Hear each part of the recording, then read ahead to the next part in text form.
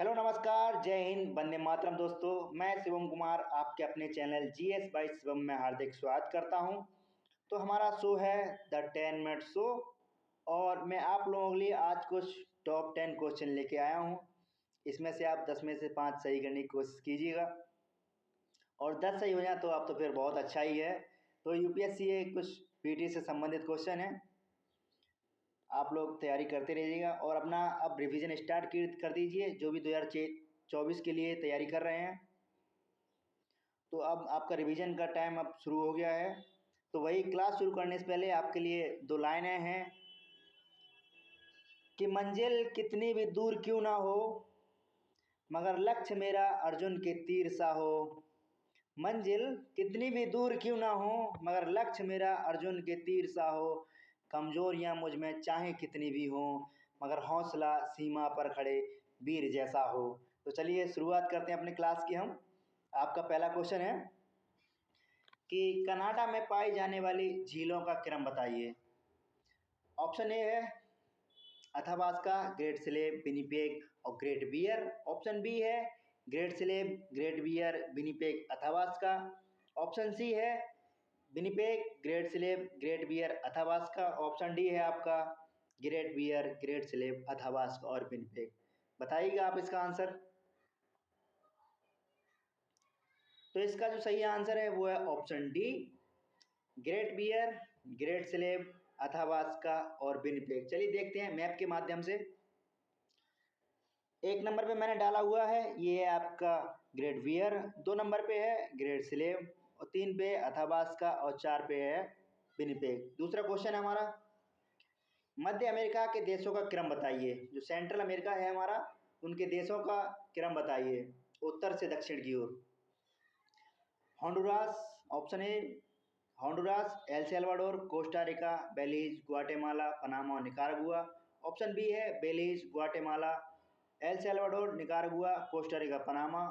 Option C है Costa Rica, Panama, El Salvador, Honduras, Guatemala, Nicaragua, Belize. और option D है Honduras, Panama, El Salvador, Nicaragua, Costa Rica, Belize और Guatemala. तो इसका सही answer है option B, Belize, Guatemala, Honduras, El Salvador, Nicaragua, Costa Rica, Panama.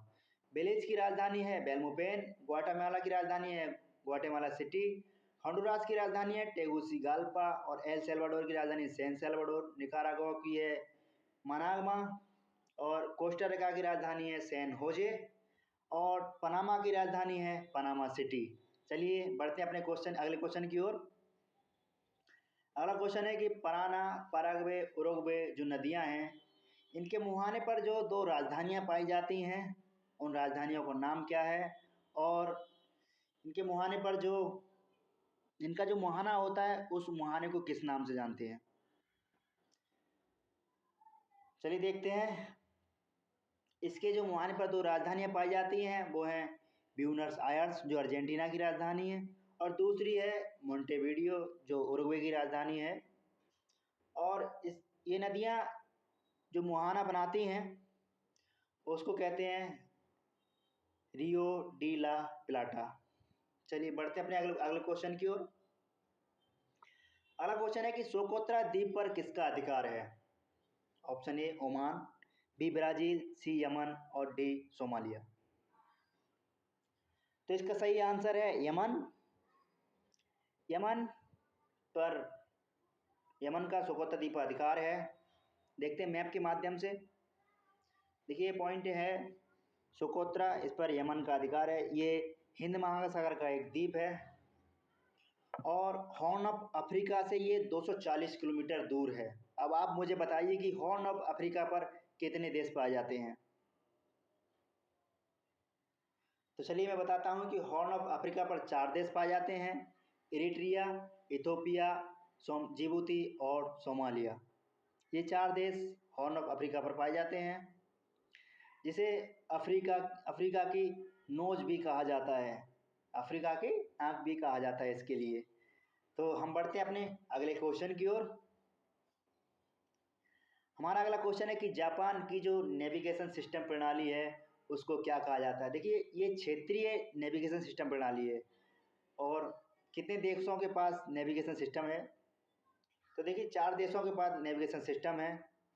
और Japan की जो नेविगेशन सिस्टम प्रणाली है उसके लिए कहा जाता है QZZS। GPS जो है वो USA की है। नाविक भारत की नेविगेशन सिस्टम प्रणाली है। QZZS जापान की है और ग्लास्को रूस की है। बढ़ते हैं अगले क्वेश्चन की ओर।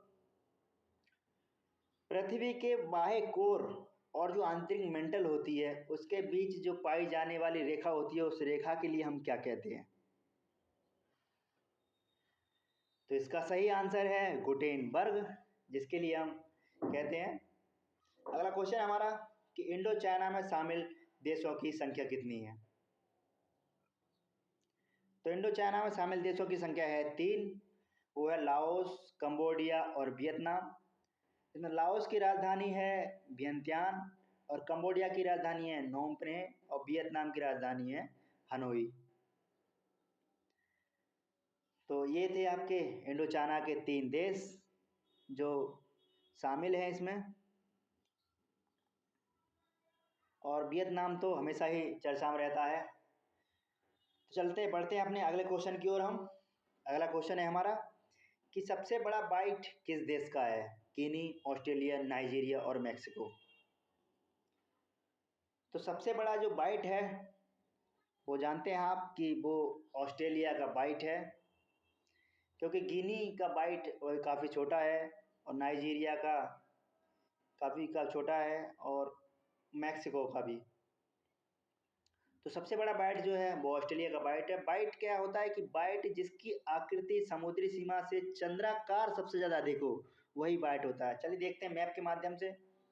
तो ये देखिए आप सबसे नीचे पॉइंट में कि जो ग्रेट ऑस्ट्रेलियन बाइट, ये जिसकी चंद्राकार आकृति सबसे ज़्यादा अधिक होती है वही सबसे बड़ा बाइट होता है। तो ये सबसे बड़ा बाइट है ऑस्ट्रेलिया का।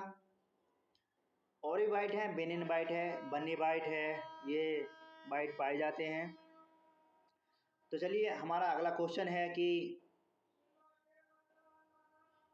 कोलोराडो नदी पर पाई जाने वाली झील जो मानव निर्मित है उसका नाम क्या है और ये किस बांध पर पाई जाती है?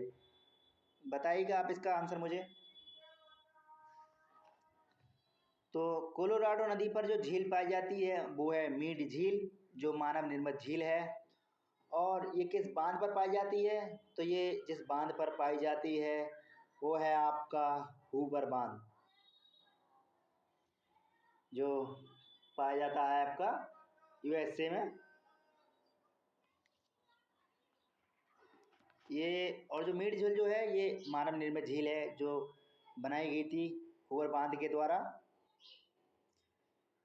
तो चलिए देखते हैं कुछ हम मीड झील के बारे में। ये आपका मैप में जो दिखाई दे रही है इसमें मैंने सफ़ेद पॉइंट करके रखा है। यहाँ पर ये बांध है और ये झील जो है मीड झील है। हमारा लास्ट क्वेश्चन है कि भूमध्य सागर से जुड़े देशों की संख्या कितनी है? बताइएगा आप मुझे।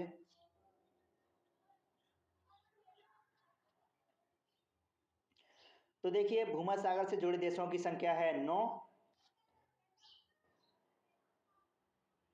और 9 देश हमारे कौन कौन से हैं? वो हैं Spain, France, Italy, Slovenia, Croatia, Bosnia, Montenegro, Albania और ग्रीस।